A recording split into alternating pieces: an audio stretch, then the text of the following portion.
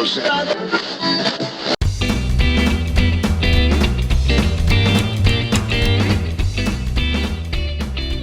and welcome to a bonus episode of Wise About Texas, the Texas History Podcast. I'm Ken Wise, your host. Thanks for tuning in to this special Juneteenth bonus with Sam Collins III. On the main Juneteenth episode 102, I interviewed Ed Cottom, author of the book Juneteenth, and how the holiday came about. We talked a lot about Galveston, and we talked about a mural down in Galveston called Absolute Equality that was dedicated on Juneteenth 2021. Well, the work behind that mural was all started by Sam Collins. Sam is a Galveston native, and he is a financial services guy. He's been so for over 20 years. He's a fellow Aggie of mine, and he serves on several boards. He's a trustee of the Rosenberg Library. He's on the National Trust for Historic Preservation and does a ton of Texas history work. He's so dedicated he actually bought and lives in a very historic property in Galveston County. In 2015, Sam was named Galveston County Citizen of the Year by the Galveston Daily News, and in 2012 was recognized as an unsung hero by that same newspaper. Sam is extremely dedicated to Texas history and Galveston history, and he started this project, this Absolute Equality mural. And so I thought it would be a nice bonus to talk to Sam about the project, how it came about, and what his vision is for this wonderful asset that he has given the city of Galveston. So enjoy this interview with Sam Collins III. Well, good morning, Sam. Thanks so much for being on Wise About Texas this morning. How are things? Oh, it's great. Thanks for the invitation. Well, you are a pioneer of sorts when it comes to Juneteenth history, and I'm so grateful that you agreed to come on. The listeners of this bonus episode will have heard, hopefully, an interview with Ed Cottom about the sort of the scholarly history of Juneteenth, how it came about, and all of that. But now today, I want to talk with you about what it means, because you've designated a significant part of your life and your activity toward a remarkable project in Galveston, Texas, that we're going to talk about. But first, I want you to tell the audience how you got involved in history and why you study history. Well, I guess it started in college when I read the autobiography of Malcolm X, and then got involved with the Griot Society, which is an oral storytelling. And then just kind of got bit by the preservation bug in 2005 when I bought a historic property in Hitchcock, Texas, a home built for Confederate soldier Henry Morton Stringfellow. I began restoring it. And the first Juneteenth celebration we had there was on June 17th, 2006. And the reason I mention that date is because it became a national holiday on June 17th. 2021. So I thought that was amazing. So Yes. Got involved then and started working with the National Trust for Historic Preservation. I was nominated to be an advisor by Betty Massey and Marsh Davis, who were very active in Galveston with the Galveston Historical Foundation. And I've been on the National Trust for Historic Preservation Board of Advisors since 2007. So that was my introduction, and it's been 14 years of growth, of trying to help America tell this full story. Well, and you've done a remarkable amount of work in a short amount of time. Now, the mural, and I'm going to tell the audience, we released the Juneteenth episode on Juneteenth 2021, the first Juneteenth after it was made a national holiday. And on that date, we dedicated a mural in Galveston, Texas, entitled Absolute Equality, which is a phrase from General Order Number 3, issued, which is responsible for the date of Juneteenth. And the mural is remarkable. It's 5,000 square feet. It's on the side of a building. How did this project begin, Sam? Well, last summer, I read a guest column written by Sheridan Lorenz in the Galveston County Daily News. I reached out to her, and we had been talking about some other projects and things in Galveston.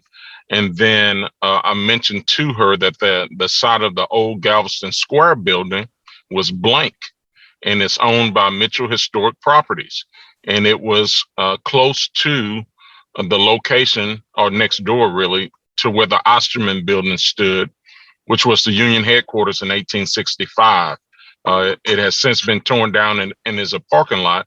But when it was torn down, that exposed this wall, and it's been blank for years. And I thought it would be great to expand the narrative to tell a more complete story of what happened when Granger came into Galveston, not only by itself, but with thousands of soldiers, many of them being United States colored troops.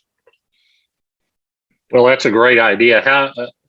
Where did you start? Did you start with the property owner? Did you start with the artist?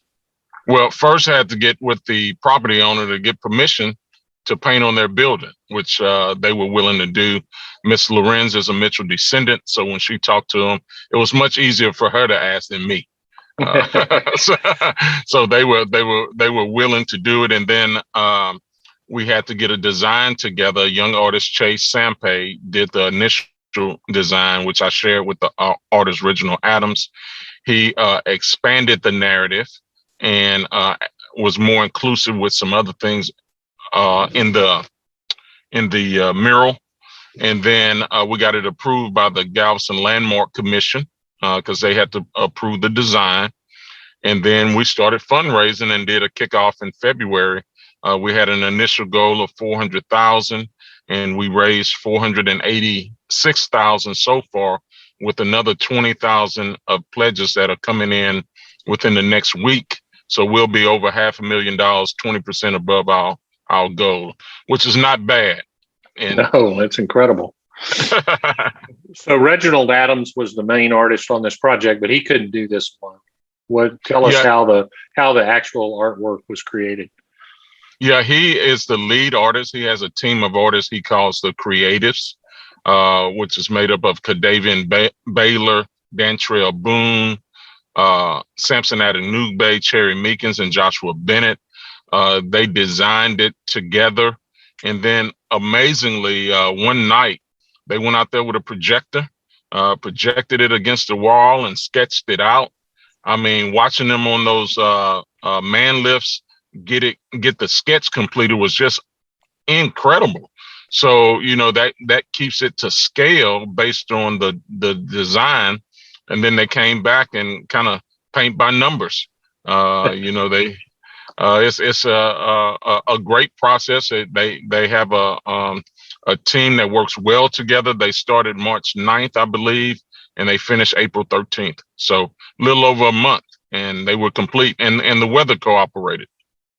Yeah, thank goodness we had a good spring. Maybe that wasn't by accident. Well, you've got another unique aspect to this mural. Well, give us sort of the physical dimensions. I said it was 5,000 square feet, but tell us how tall it is, how wide it is. Yeah, it's roughly 126 feet long and 38 feet tall. So 125 feet by 40 feet would be exactly 5,000.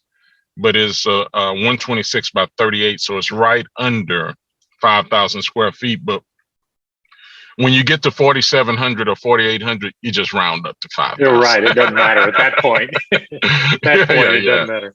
Yeah, you're closer to 5 than 4 at that point. That's for sure. So you've also got a very unique aspect to this work, and that is an app that can help people learn more about it when they visit. Tell us about that.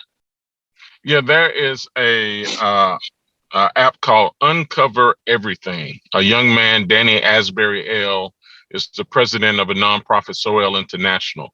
They were the first to bring augmented reality to Houston on murals, and now they are the first to bring them into Galveston. In addition to the mural being able to use this app, you can do a freedom walk from the Seaport Museum, where the Middle Passage marker starts, come to the Juneteenth marker and mural, over to the old Custom House, Reedy Chapel, and Ashton Villa. Is 5 stops on this freedom walk.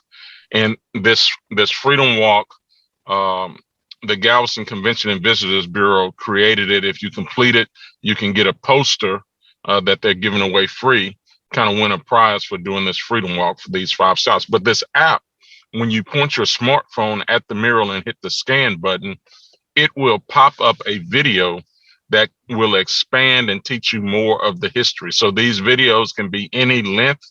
So any organization that has historical markers, I would encourage you to contact this young man and think about doing it, because it engages the youth. Of course, adults can use it too, but it really engages the youth with the technology. You just see the kids light up when they point their phone. I've watched them point their phone and go, "Oh, that's so cool!" So that's the next generation. And it often seems, and certainly I've learned with the podcast, if you can get the history to them without them knowing they're getting it, you can have tremendous impact, which is so important these days, more important than it's ever been. Well, tell us what you hope that this mural adds to Galveston. It's such a historic place in Texas. What's your hope for this mural and the people that see it? Well, many people have had Juneteenth celebrations out of state. There are places that have much larger Juneteenth celebrations than Galveston, just because of the sheer population in their cities.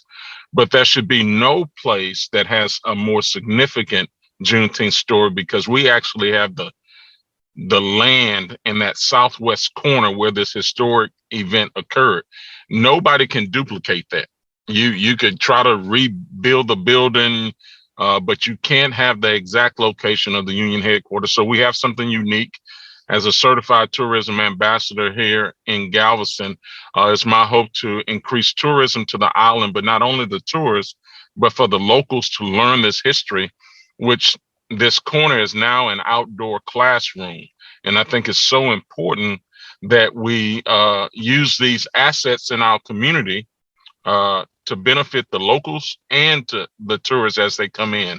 So we can teach this history in many ways. Individuals can appreciate the art. They can use the technology.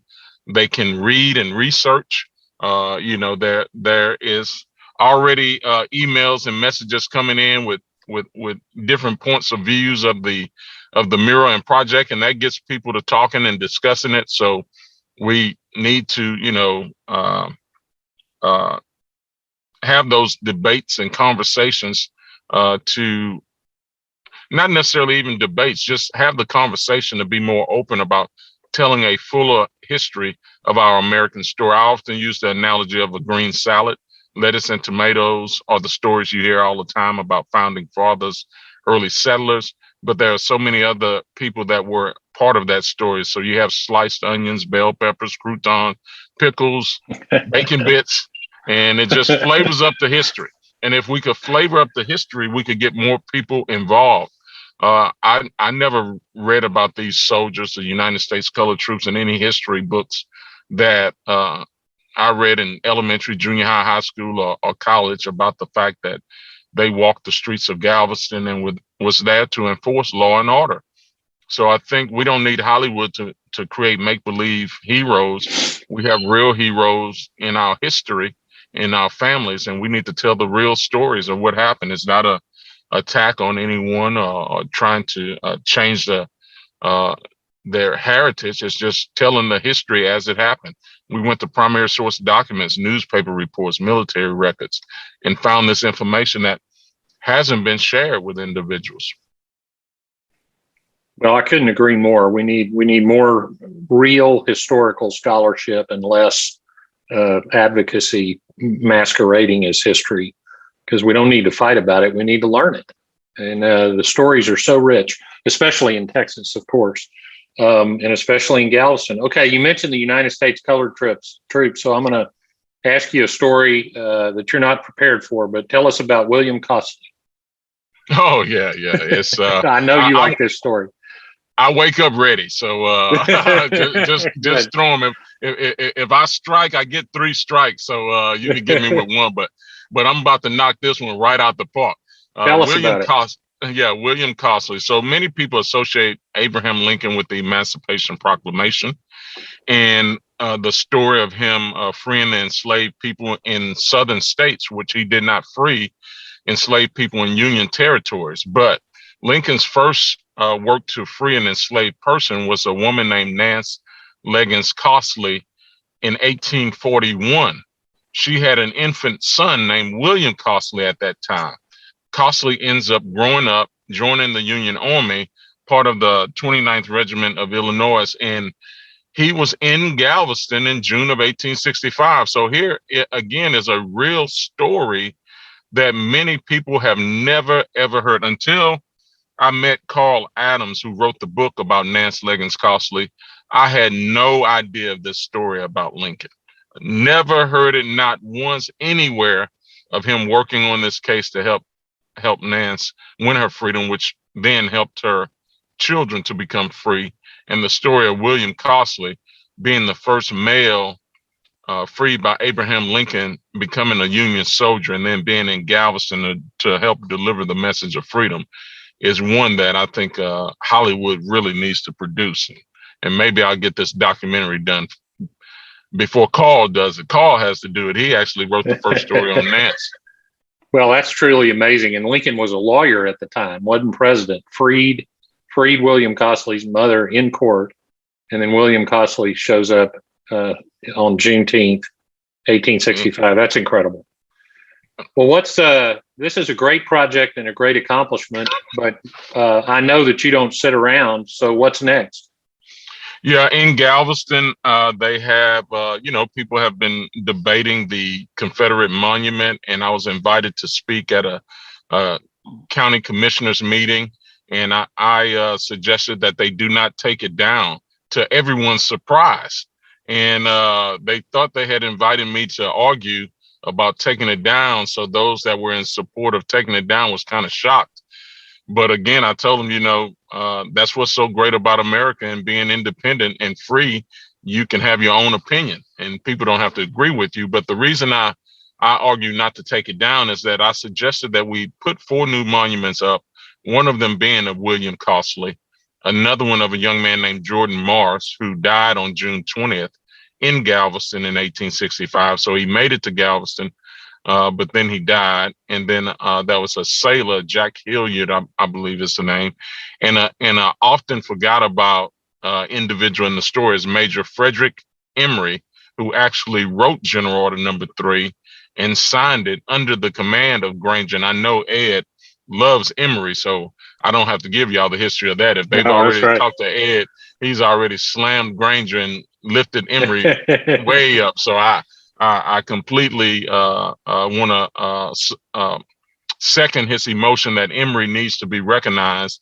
And if we put those 4 statues there, it does a couple of things. One, it tells a more complete story with including Major Frederick Emory, but it also tells the story of these other 3 United States colored troops, Black soldiers and the sailor, which gives a ratio of 75 to 25%, which according to General Philip Sheridan, that's what the numbers were. In January of 1866, he had 6,500 white Union soldiers and 19,768 Black soldiers in Texas. So the kids come out, they learn a little math, they learn a little history, they learn some military history, and we put all the statues in context with each other, and we create another outdoor classroom. So you go from first period at the Absolute Equality mural over to second period in front of the old courthouse square. So I'm gonna try to see how many periods we could get together and have a complete day. And if you do the Freedom Walk, maybe that's PE. That's third period. That's right. So we're gonna get them moving too, get them exercising, because the kids need to get away from the Xbox and being inside. I have a 12-year-old, like many others have children and grandchildren. School is just not fun to them. They're not interested, but hopefully what we're doing will get them interested. And with the art installation, maybe there's an opportunity to have a rotating exhibit at that spot where we can change it up and keep it fresh and new, with a new interpretation of the Juneteenth story every so often, 3 to 5 years or so. We don't know yet. It would all depend on funding, and all depends on finding additional artists that could do that work and tell the story. But it would create a buzz about that corner that if you like what's up there, you need to really come and visit it because it's going to be there temporarily. And if you don't like what's up there, you can just wait a few years and it's going to be moved anyway. So, monuments have a way over time, opinions change as we see now. So maybe we've created a new model that will allow for future interpretation of the story at that location by current artists of that time period. Well, that's a remarkable project, Sam. You've got the right spirit. More history is better than less, and history is not about exclusion. It's about uncovering things and including them to make your story fuller. And that's our history. And it hadn't happened as fast or as perfectly as everybody wants it to, but that's human nature. So thank you for all your work. How can the listeners get in touch with you on social media and follow what you're doing? Yeah, they have the Juneteenth Legacy Project has a website, JuneteenthLegacyProject.com. We also have a Facebook page and Twitter account. I have a personal Instagram account, Sam3, the number 3, Pics, P-I-C-S. So just SAM3, P-I-C-S. I'm also on Facebook as Sam Collins. I'm Sam Collins III. My dad is a junior, so you might go pick the wrong Samuel Collins, but if you send him a message, he will forward it to me. I get them all the time. Okay. Well, great. Well, Sam, thank you so much for all your work for Texas. Thank you for your friendship, and thank you for being on Wise About Texas today. I really appreciate it. All right. Thank you for the invitation. Well, that wraps it up for this bonus episode of Wise About Texas. Thanks so much for listening. That was a great interview, and remember, we need more history, not less. And just because one history story gets told doesn't mean another needs to get taken away. So I hope you will go out and do something for Texas today. And until next time, God bless Texas, and we'll see you down the road.